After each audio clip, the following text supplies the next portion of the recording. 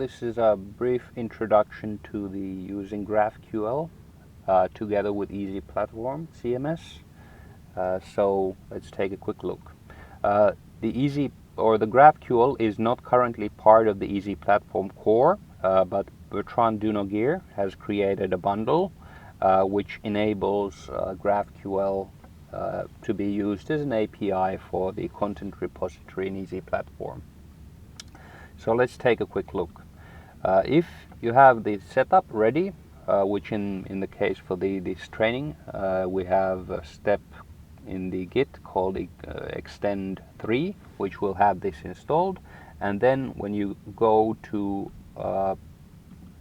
GraphQL, so GraphQL, you will get presented by this kind of an interface.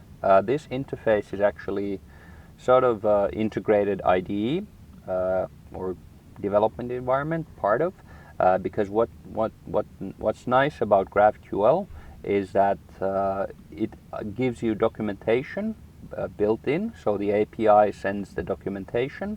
You can find it here.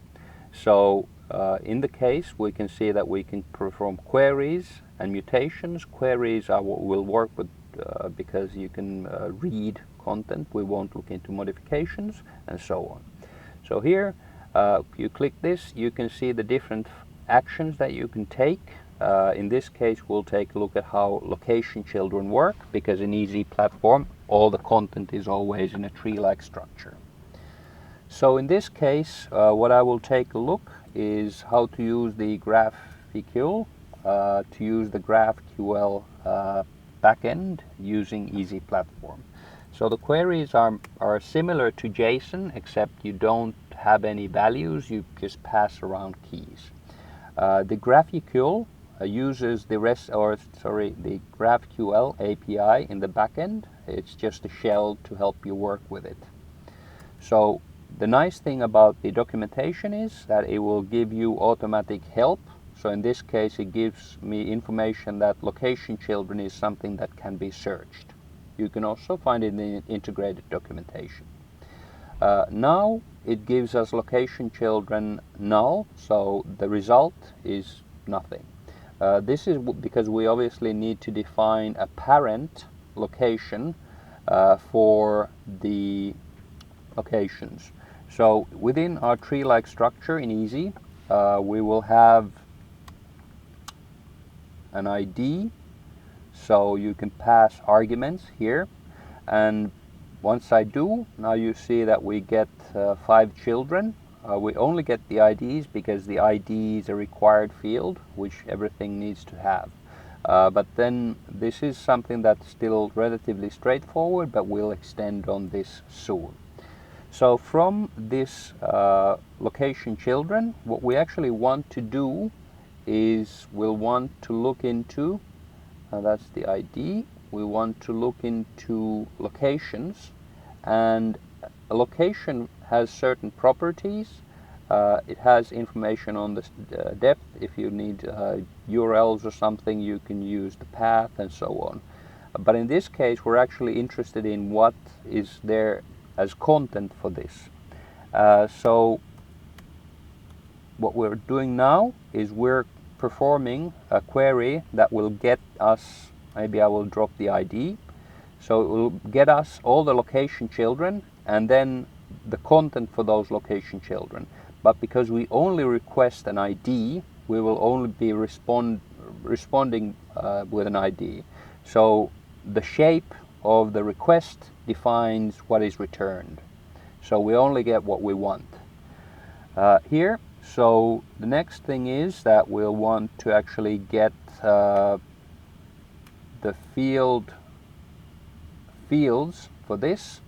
So the actual fields that contain values for each different field, whether it's an image field or text field or whatever.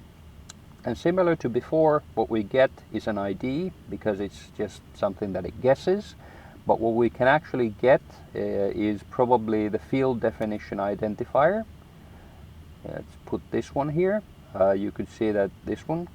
So now we get the individual fields so that this parent, or actually maybe we could look if we have the name, you know, the name property in easy, so we can get the name. So the name is this one.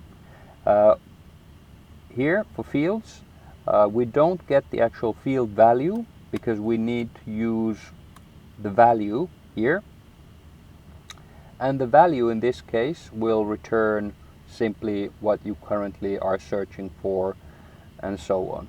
So it's worth noting that here we get what we want.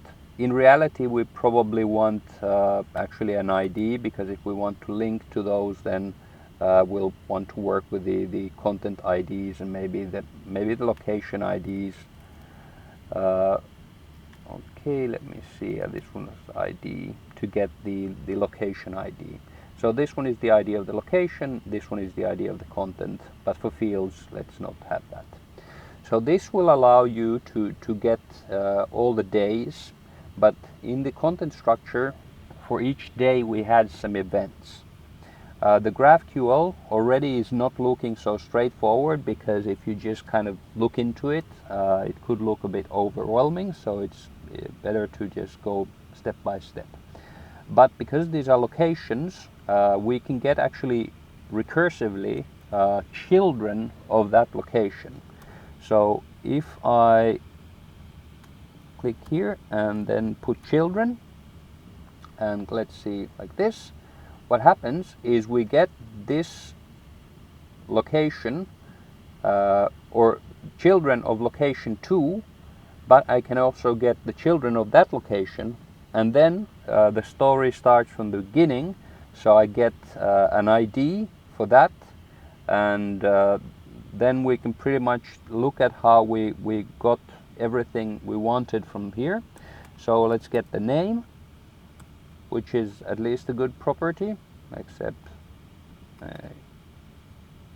we need actually to have the content, and then for content we want the name, and here we get the children have their IDs, or we get the IDs, then the name, and then if we look at the main query, or which is the parent one here, you can see that we can get fields.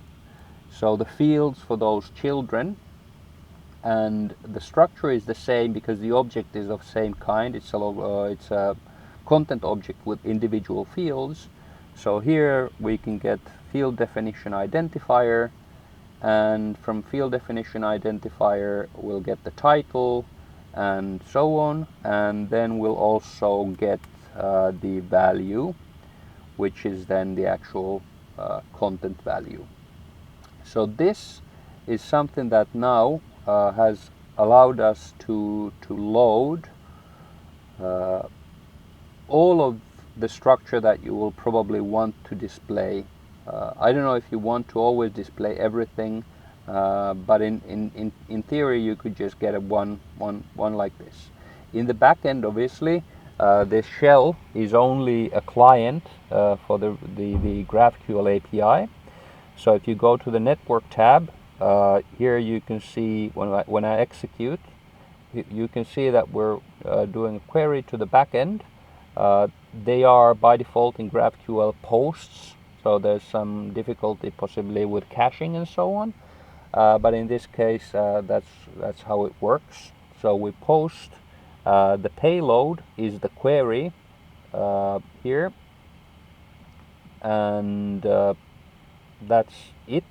And then as a response, we get a specific result, just JSON result, which is corresponding to this.